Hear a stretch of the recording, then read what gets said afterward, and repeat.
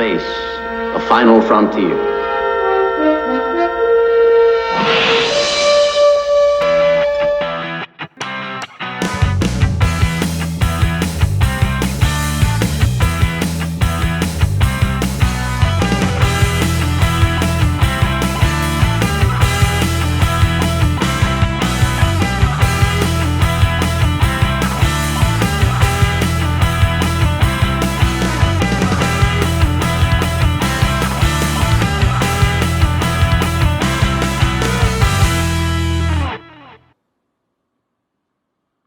Humans, for years, have always dreamt and looked up at the stars, hoping to be among them.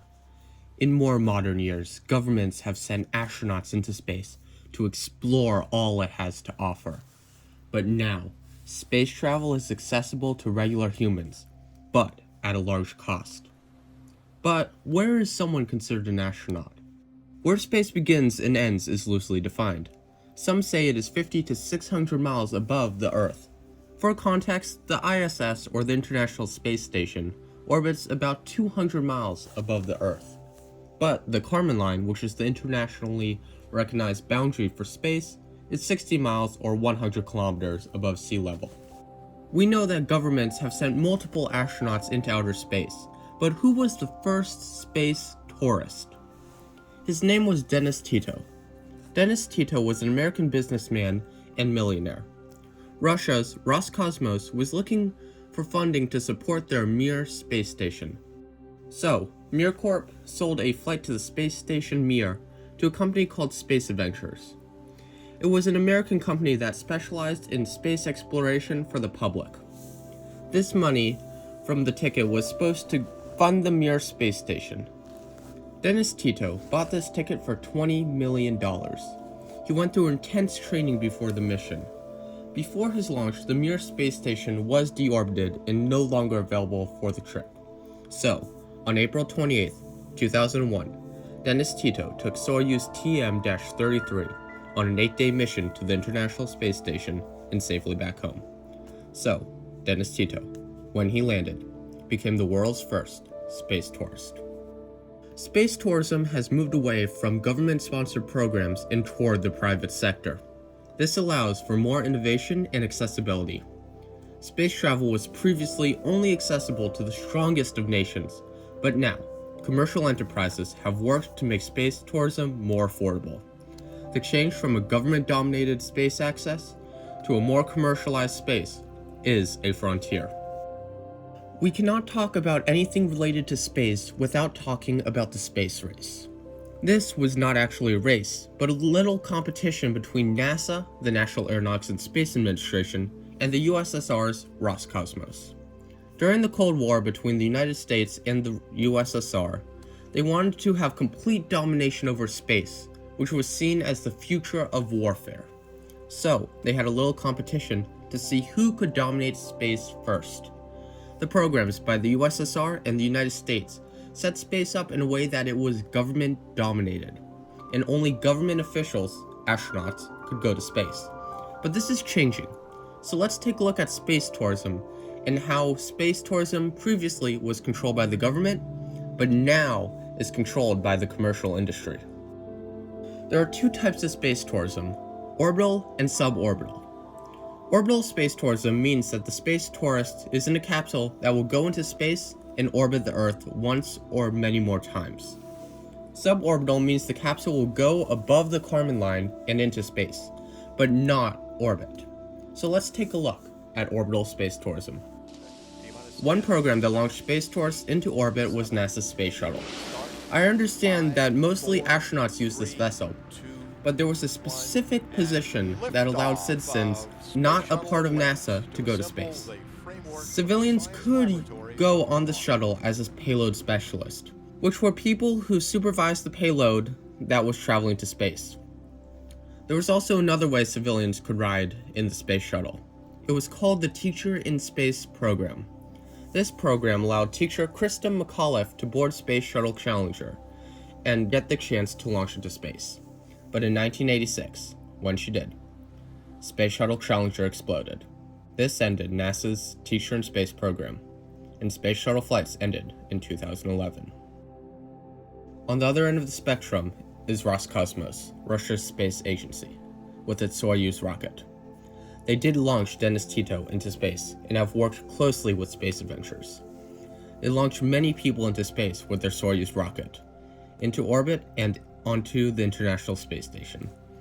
The space tourism missions took a break in 2011 because NASA's space shuttle retired and the Soyuz seats were needed for NASA's astronauts.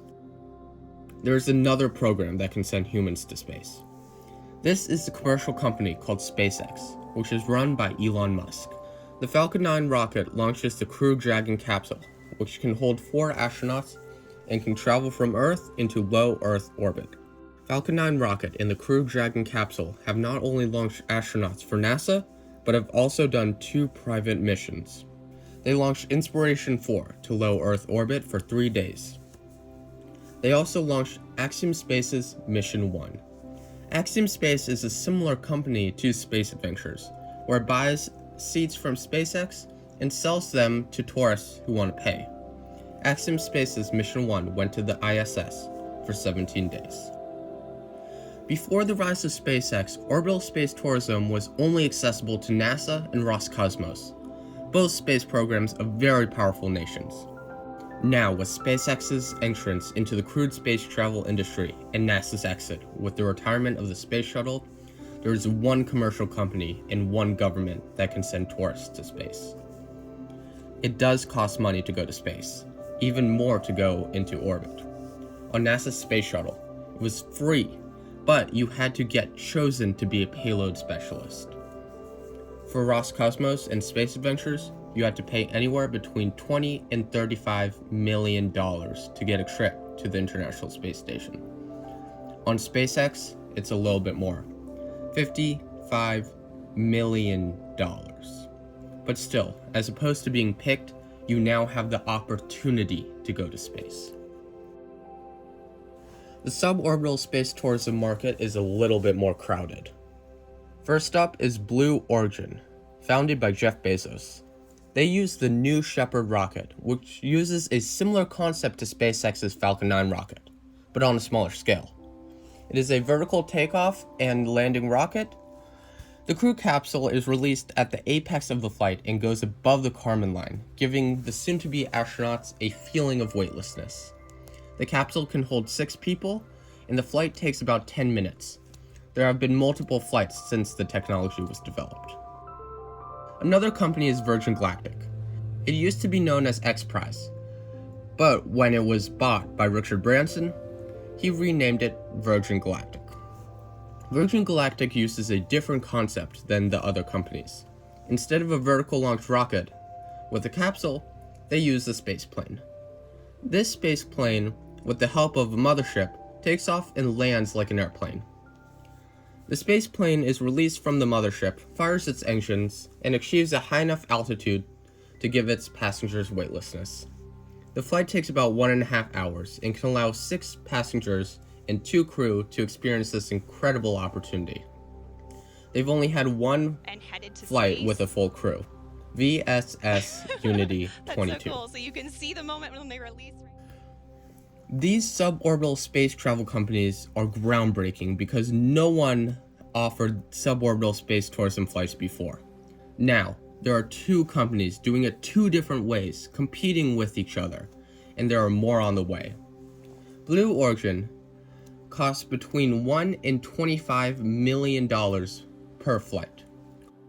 Virgin Galactic, because of its innovative spaceplane design, costs less, anywhere between $200,000 and $300,000.